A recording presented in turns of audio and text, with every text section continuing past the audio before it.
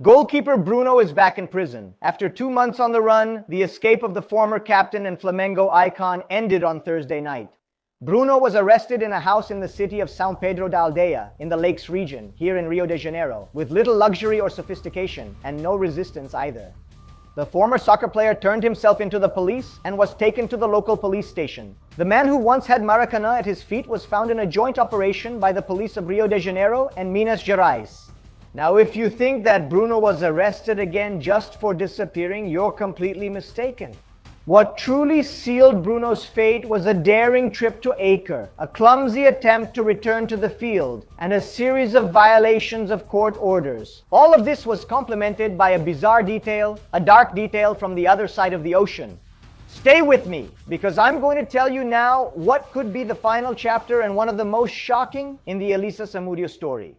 Before discussing what's happening with goalkeeper Bruno, there's an ironic detail, right? While the former goalkeeper convicted by the courts was trying to hide from the police, the son he tried to erase from history, Bruninho Samudio, is shining in Botafogo's youth teams. Yeah, fate really is ironic. And to understand why yesterday's arrest was inevitable, we need to go back in time to remember the details of this case.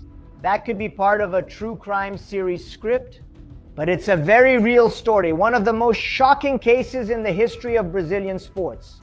The year was 2010. Bruno was at the top of his game, captain of Flamengo, considered for the Brazilian national team and regarded as one of the greatest goalkeepers of that time. On the other side, Elisa Samudio, 25 years old, a model who was fighting for Bruno to acknowledge the paternity of her son. Elisa was not just a victim. She was a woman who warned that this was going to happen. A year before she was killed, she reported the case at a police station, saying that she had been threatened with death by Bruno, but no one listened to her. In June 2010, Elisa was lured by a false promise to a rural property in Minas Gerais, the promise that she would receive a monthly allowance and also an apartment. Now, what happened on that property in the city of Esmeraldas is what makes this crime one of the most gruesome in our history. Elisa was strangled and dismembered. And the detail that Brazil does not forget, her remains were allegedly thrown to dogs. To this day, Elisa's body has never been found. Bruno was sentenced to more than 22 years in prison for murder with 3 aggravating factors. After several legal proceedings, he managed to obtain parole in 2023, and that's when the convicted Bruno thought things had turned around. The rule of parole was very clear. Bruno could not leave the state of Rio de Janeiro without authorization from the court, but he blatantly ignored this rule.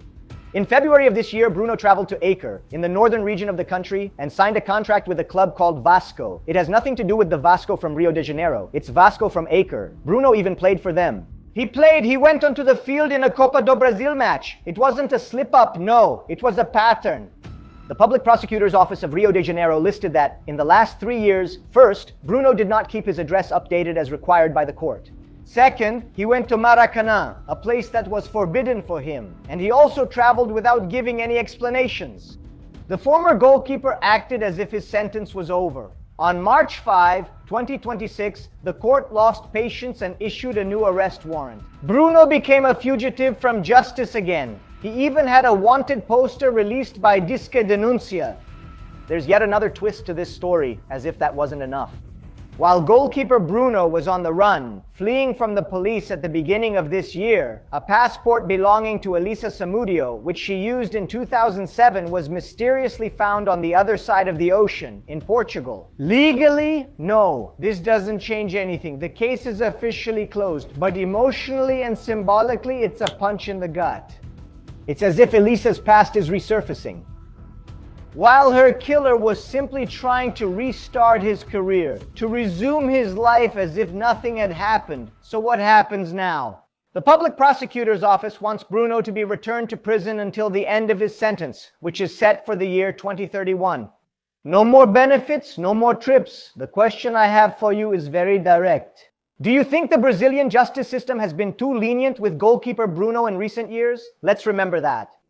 Convicted of aggravated murder, he was supposed to spend more than 22 years in prison, and after serving about half of his sentence, he was released. He even traveled and tried to restart his career by playing for a club in Acre. Comment below because your opinion is essential for this debate, and don't forget to subscribe to the channel. I'm Fernando Davi and this is Lance. Thanks.